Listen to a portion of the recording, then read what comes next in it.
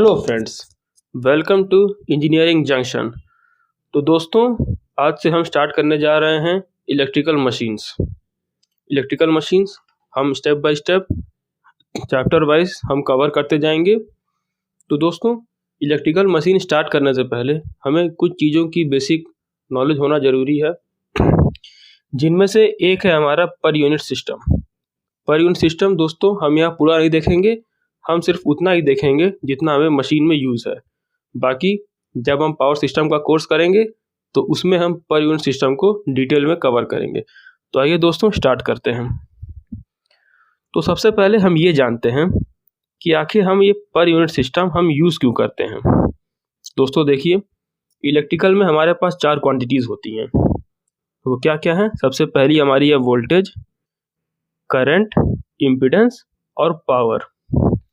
तो दोस्तों, जब हम इन चारों क्वांटिटीज़ के बारे में बात करते हैं तो इन चारों क्वांटिटीज़ में हमारे पास मैग्नीट्यूड और एक एंगल भी उनके साथ एसोसिएटेड होता है। अब दोस्तों, अगर ये मैग्नीट्यूड अगर बहुत ज़्यादा बड़े होंगे तो हमारे पास जो हमारी कैलकुलेशन है उसमें प्रॉब्लम हो सकती है, उसमें कॉम्प्लिकेशन हो सकते हैं। तो उस कॉम्प्लिकेशन को कम करने के लिए हम पर यूनिट सिस्टम का यूज़ करते हैं।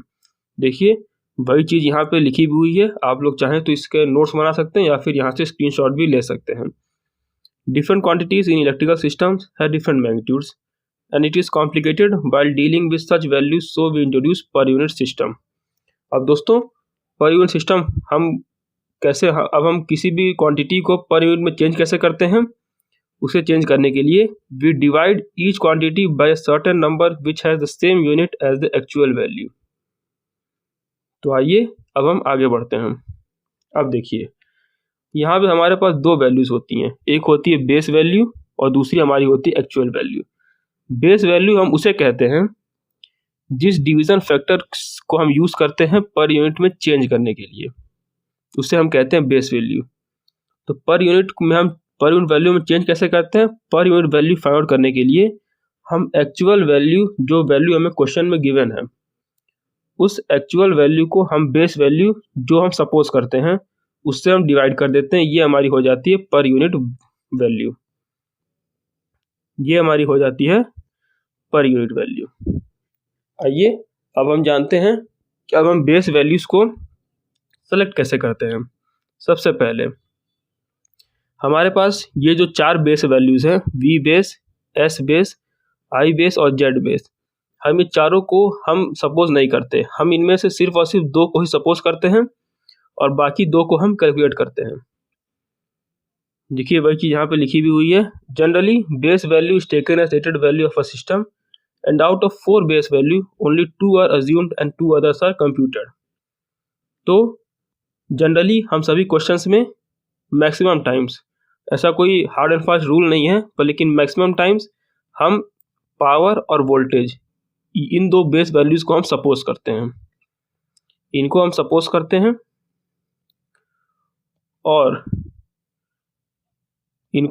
करते हैं और हम करंट आई बेस और जेड बेस, इसे हम कैलकुलेट करते हैं। आइए देख लेते हैं इसे हम कैसे कैलकुलेट करते हैं।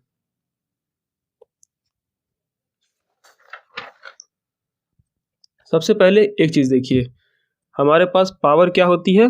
पावर होती है इक्वल टू V इंटू आई। तो यहाँ से हमारी आई बेस क्या हो जाएगी? S base by V base. और हमने S बेस भी हमने सपोज कर रखा है और V बेस भी हमने सपोज कर रखा है, तो यहाँ से हमारी आ जाएगी I बेस। उसी तरह दूसरा हमारा क्या होता है? Z base is equal to, Z क्या होता है? Z हमारा होता है V बाई आई। यहाँ से हमारा आ जाएगा V base by I base. यहाँ पे लिख सकते हैं V square base by S base. यहाँ से हमने I बेस की वैल्यू हमने यहाँ पे सब्स्टिट्यूट कर दी है।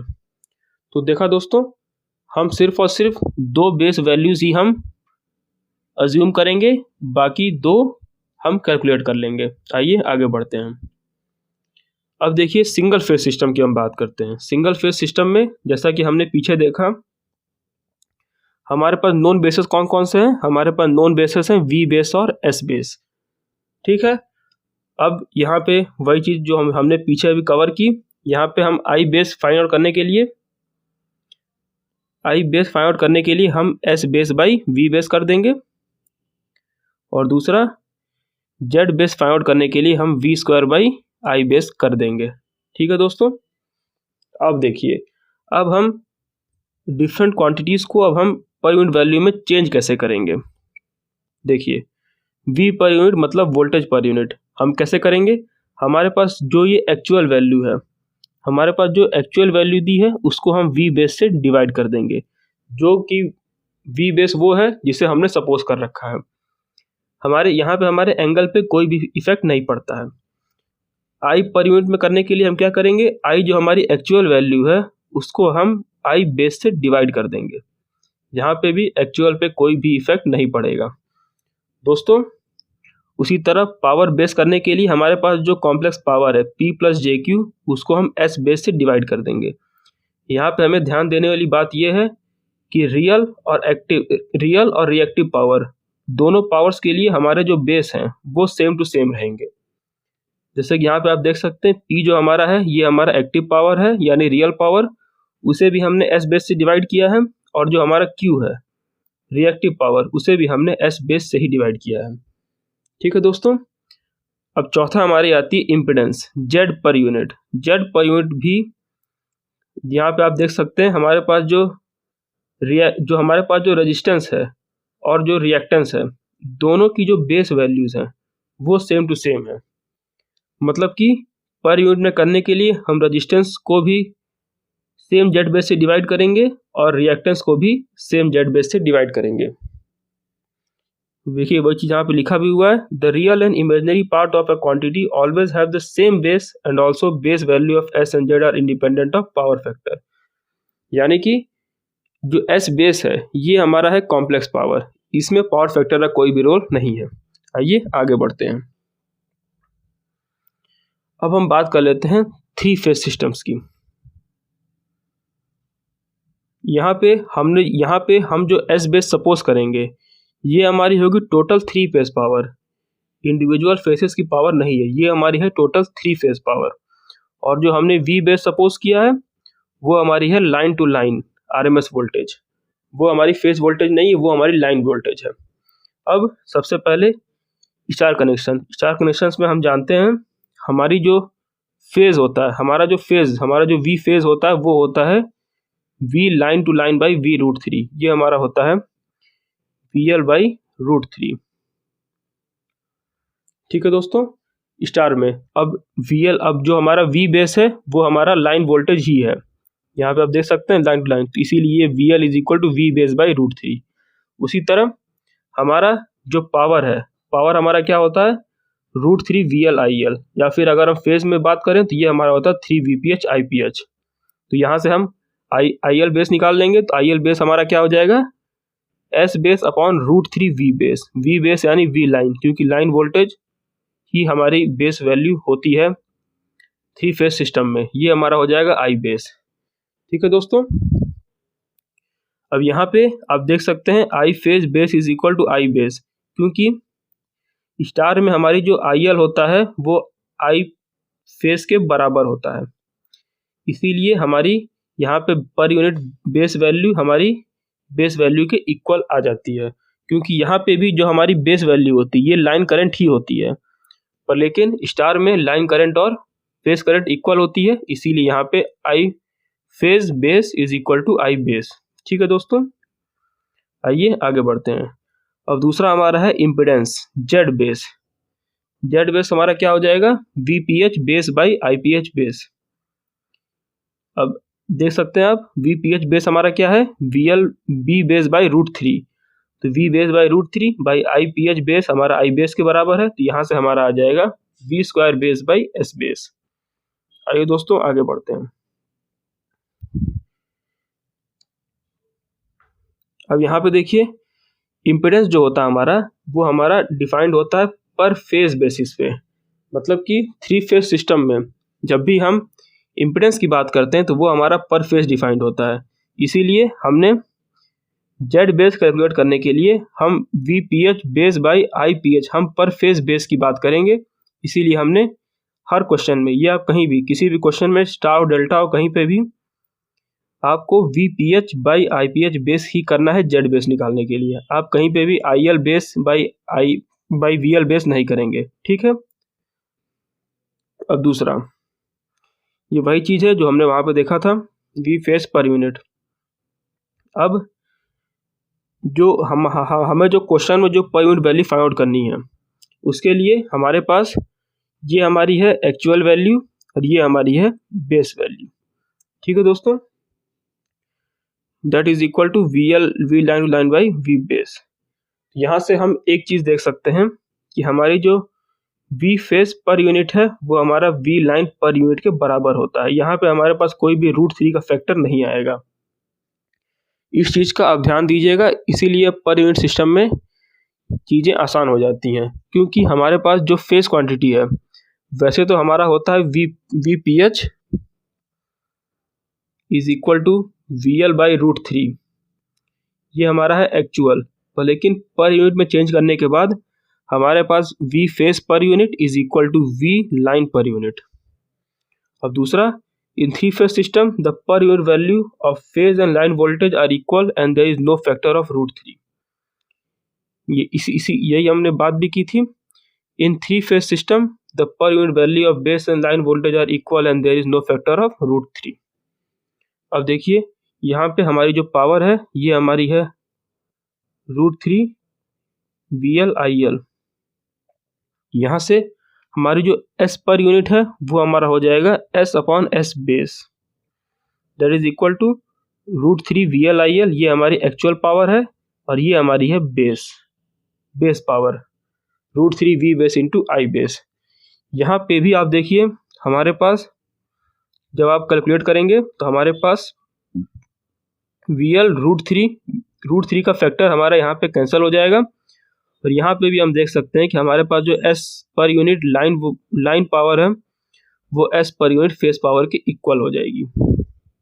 यहाँ पे भी आप वही चीज़ लिखा हुआ है, इन 3 phase power in per unit there is no factor of √3 और 3 and hence we can say per unit system is independent of number of phases, ठीक है दोस्तों।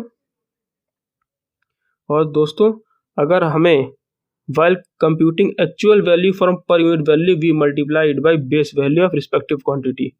इसे कहने का मतलब है अगर हमें मान लीजिए अगर हमें निकालना V एक्चुअल, तो V एक्चुअल हमारा क्या हो जाएगा V per unit into V base, ठीक है दोस्तों। आइए आगे बढ़ते हैं। अब हमारा आ जाता है डेल्टा कनेक्शन। डेल्टा कनेक्शन में हमारा क्या होता है, डेल्टा कनेक्शन में हमारे पास जो बेस वैल्यू होती है वो हमारी होती है फेज VPH बेस। जैसे कि आपने पीछे भी देखा था, पीछे जो हमारी होती है VPH जो होता है वो हमारा V बेस बाई √3 होता है, पर लेकिन डेल्टा कनेक्शन में हमारा line voltage is equal to V phase होता है। इसलिए यहाँ की जो V फेज बेस है वो हमारा V बेस के इक्वल हो जाता है। अब यहाँ पे लाइन करंट क्या होती है, लाइन करंट का बेस कैसे फाइंड आउट करेंगे, हमारी जो पावर है वो हमारी होती है √3 VL IL। अब यहाँ से हम IL बेस निकाल लेंगे, ये हमारी इक्वल टू होती है I बेस।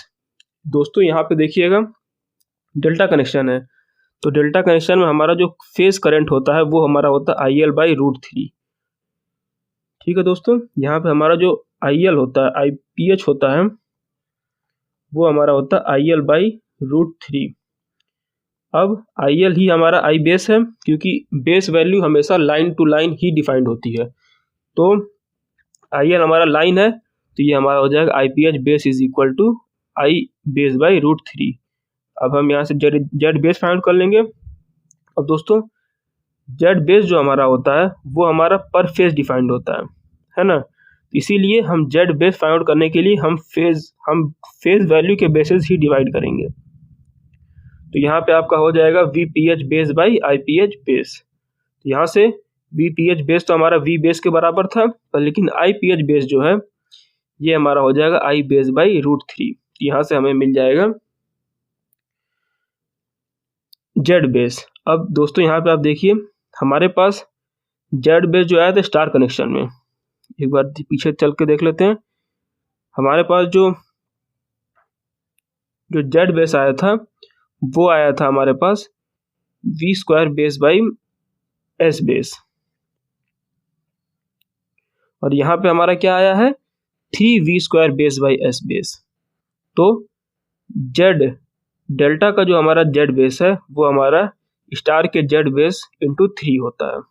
ठीक है, आइए आगे चलते हैं। यहाँ पे लिखा हुआ in a power system multiple components are connected together each having a different rating so we need to choose a universal base and hence base of all machine needs to be change to universal base. यानी कि यहाँ पे लिखा हुआ है, जैसे कि देखिए यहाँ पे हमारा लगा हुआ जनरेटर, ठीक है, यहाँ हमारा है ट्रांसमिशन लाइन और यहाँ पे हमारा है लोड। अब तीनों की अलग अलग रेटिंग्स होंगी। यहाँ का पावर कुछ होगा, यहाँ का पावर S2, यहाँ का पावर हो जाएगा S3, यहाँ की वोल्टेज कुछ होगी, यहाँ पे कुछ, यहाँ पे कुछ। अब अगर इन तीनों को हमें साथ में सॉल्व करना है तो हमें इन तीनों के लिए एक कॉमन बेस सेलेक्ट करना पड़ेगा। एक कॉमन बेस कहिए कि हम S बेस, कॉमन बेस हम सेलेक्ट कर लेते हैं। ठीक है दोस्तों, S बेस हमने सेलेक्ट कर लिया।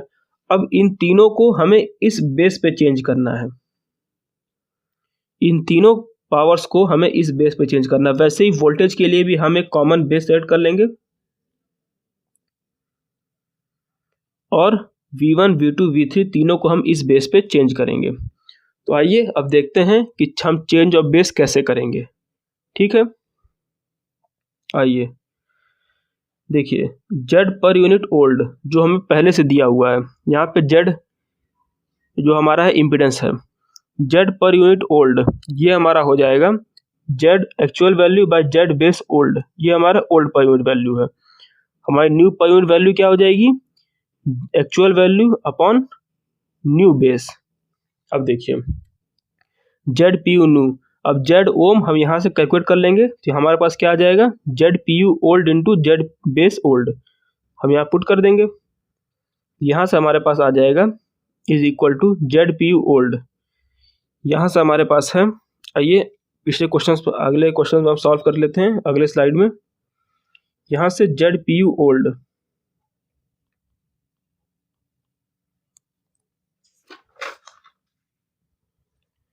दोस्तों देखिए यहाँ से हमें हमारे पास ZPU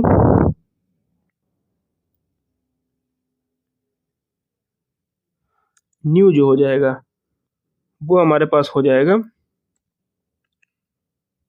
ZPU old by old into Z base old. हमारे पास क्या था, Z बेस ओल्ड हमारे पास क्या हो जाएगा V² old by S old, ऐसी तो हम निकालते हैं ना। हमारे पास अगर Z पर यूनिट वैल्यू निकालने का फॉर्मूला हमारे पास होता है V² बाई S और न्यू हो जाएगा V² new by S new. दोस्तों देखिए यही चीज़ यहाँ पे लिखी हुई है। ठीक है, तो यहाँ से हमारे पास Z पर यूनिट न्यू की वैल्यू क्या आ जाएगी ZPU old into V old by V new का whole square into S new by S old. ठीक है, अब देखिए हमारे पास जो ओरिजिनल पर यूनिट वैल्यू होगी is given on old base, मतलब जो हमारे पर यूनिट वैल्यू दी हुई है वो हमें ओल्ड बेस पे दी होगी, और and the base on which पर unit is calculated is called new base, और जिस बेस पे हमें उसे चेंज करना उसे हम कहते हैं न्यू बेस। तो दोस्तों आइए हम इस पे एक क्वेश्चन सॉल्व आउट कर लेते हैं। मान लीजिए हमें लिखा हमारे पास कोई क्वेश्चन है, express the following voltages in per unit on the base of 400 volt. ये हमारे पास दिया हुआ बोल्ट, ये हमारे पास दिया हुआ है बेस, ये हमारा है वी बेस। सबसे पहला जो वोल्टेज है वो हमारा क्या है 420 kV। तो पर यूनिट में करने के लिए हम क्या करेंगे, वी पर यूनिट में करने के लिए V actual by V base. हमारे पास एक्चुअल क्या है 420 और हमारा बेस क्या है 400। यहां से ये हमारा आ जाएगा 1.05 पर यूनिट। दोस्तों ये भी हमारा केवी है और ये भी हमारा केवी है, तो पर यूनिट वैल्यू जो होती है वो हमारी यूनिट लेस होती है, उसे हम रिप्रेजेंट करते हैं 1.05 पर यूनिट। ठीक है दोस्तों, ये बात ध्यान रखिएगा, जो हमारी पर यूनिट वैल्यू है वो हमारी होती है बेसलेस, यूनिट लेस होती है। आइए एक और क्वेश्चन सॉल्व करते हैं। आइए दोस्तों अब हम सेकंड क्वेश्चन स्टार्ट करते हैं। सेकंड क्वेश्चन आप लोग चाहें तो नोट डाउन कर सकते हैं। क्वेश्चन है अ transmission line is represented by a series impedance of 6 + j80 ओम पर फेज। यहाँ पे हमें जो सीरीज इम्पीडेंस दी है वो कितना दिया हुआ है 6 + j80 ओम पर फेज। हमें क्या फाइंड आउट करना है, फाइंड इट्स पर unit value on a base of 132 kV and 10 MVA। हमारे पास जो V बेस गिवन है,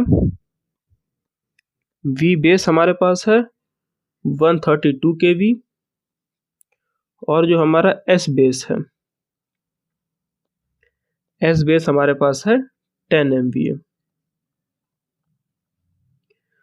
तो आइए देखते हैं हम इसका solution.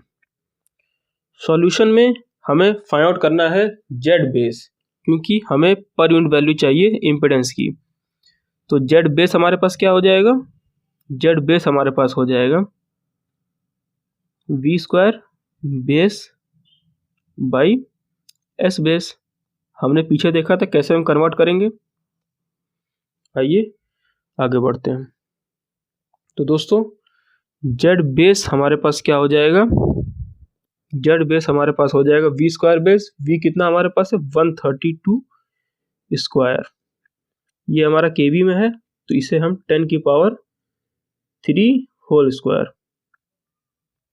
Divide by S base हमारा कितना है 10 MVA, 10 × 10⁻⁶। ये हमारा कैंसिल हो जाएगा। तो यहाँ से हमारा जो Z बेस है, Z बेस हमारा कितना आ जाएगा, यहाँ से हमारा Z बेस हमारा आ जाएगा यहाँ से 132²/10। ठीक है दोस्तों, अब हमें निकालना क्या था Z पर यूनिट। तो एक्चुअल वैल्यू हमारी कितनी है 6 + j80 और बेस वैल्यू क्या हमारी ये 132² डिवाइड बाई 10। तो यहाँ से हमारी जो पर यूनिट वैल्यू आ जाएगी, इसे अगर आप कैलकुलेट करेंगे तो हमारे पास आएगी 0.0034 प्लस J टाइम्स ऑफ ये हमारी कॉम्प्लेक्स पावर आ जाएगी, कॉम्प्लेक्स वैल्यू आएगी J × 0.0459। ठीक है दोस्तों, ये हमारी आएगी, ये वैल्यू हमारी आएगी पर यूनिट में। जैसा कि हमने पीछे भी देखा था कि जो हमारी पर यूनिट वैल्यू होती है वो हमारी होती है यूनिटलेस। तो दोस्तों आज के लिए सिर्फ इतना ही, कल से हम लोग स्टार्ट करेंगे ट्रांसफार्मर। तो अगर आपको ये वीडियो पसंद आई हो तो वीडियो को लाइक करें और अपने किसी एक दोस्त के साथ शेयर करें, और चैनल को अगर आपने सब्सक्राइब नहीं किया है तो इसे सब्सक्राइब करें। Thank you.